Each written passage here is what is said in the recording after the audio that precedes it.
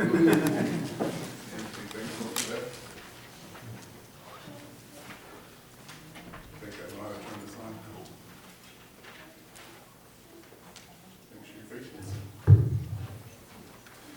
you ever sit at a piano, which I don't play a piano, so I did this, it's pretty cool. If you play only the black keys, doesn't matter which one.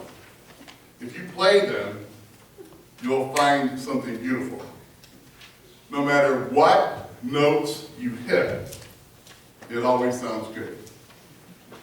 That's the pentatonic scale. 5 notes.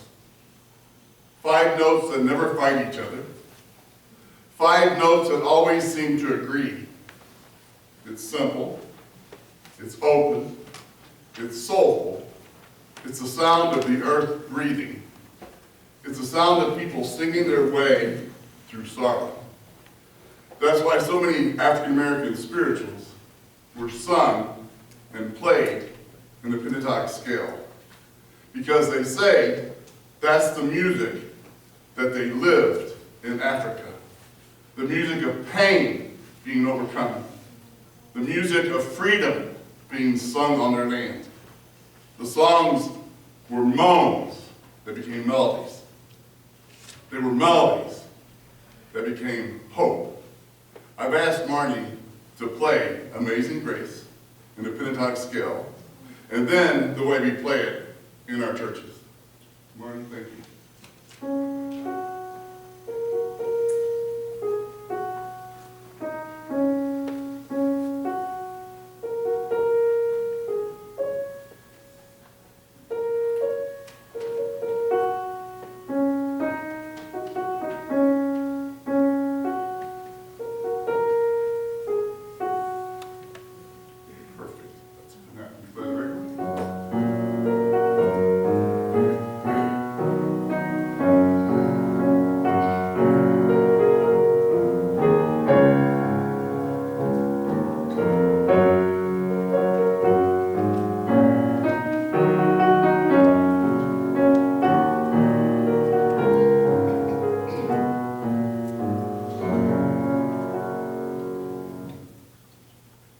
Don't they play different songs? Different feelings of both? One is nice and neat and simple, but the pentatonic scale is messy and filled with pain and hope. There are 2 stories about Amazing Grace. The first one I'm sure you've heard. Long before they sang Amazing Grace in the fields, John Newton, he was a man who was on the Atlantic as a slave trader. A man carrying chained people beneath the deck that he stood on. A man who didn't know he had chains of his own.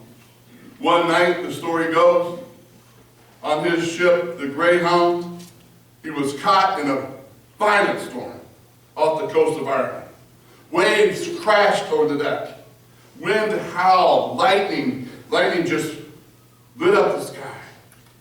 In terror, he cried out, "God, please save me." And the storm was calm. He left the sea. He became a pastor. And on New Year's Day, when he was given a sermon, he had prepared a hymn, Amazing Grace. And he sung about a man who was lost, but is now found. It's a nice, neat, simple story. But there's more to it. If you go down south and you speak to people in the black churches, in those states that were former slave states, they'll tell you a story that has been passed down from enslaved people to free slaves. Sure enough, the story starts with Newton on his ship, the Greyhound. And there's a storm that arises, And Newton cries out, God save me. But you see, he was standing on the slave ship. Beneath his feet, there were women and men and children chained to the hull and to each other. They were in complete darkness. A stench filled that area. They didn't know if they were going to live or if they were going to die. Newton could see the storm. They felt the storm. They didn't know what was happening. And then it started. It started as a moan. It started as a groan. It started as maybe an African word crying out. And before you know it, that sound became a pentatonic melody. And just maybe it was that sound that changed Newton. And just maybe it was that sound, the sound of people crying out in pain and fear that moved God to silence the storm. Nobody knows why Newton changed. I have a theory.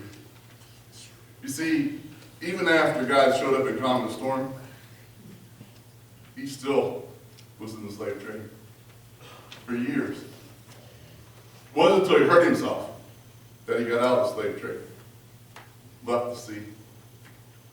And in pain, I think he heard the moans that he heard that night. The storm was silenced. And he grew a sense of empathy he had not had before.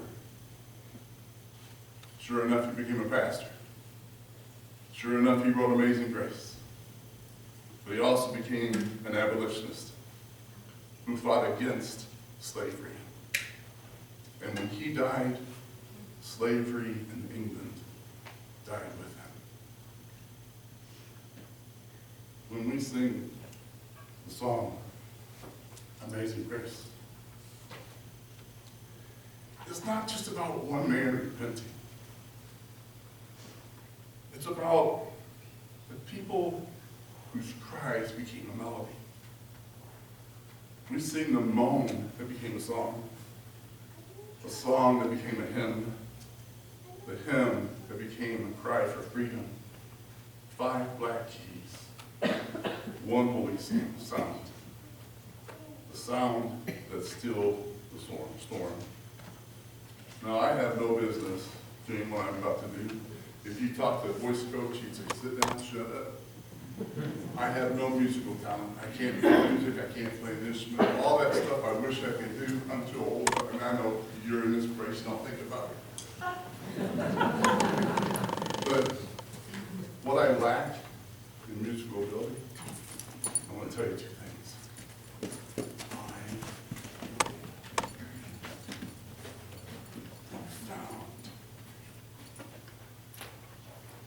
I know the author of grace that saved.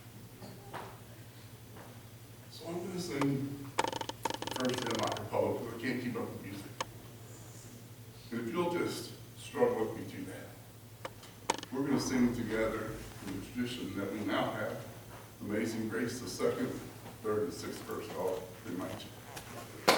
So here we go.